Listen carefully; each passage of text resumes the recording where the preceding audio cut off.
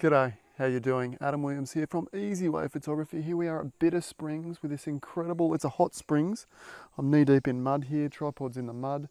I found a reasonably stable surface, but it's all about this beautiful turquoise water and these gorgeous green, I don't even know what they are, some kind of a palmy tropical tree on the other side. Leave a comment below if you know exactly what they are.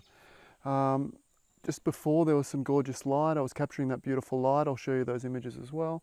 And I'm just mucking around with a few longish exposures here now. So a couple of seconds to try and get that beautiful paintedly look to the reflections of the water in front here.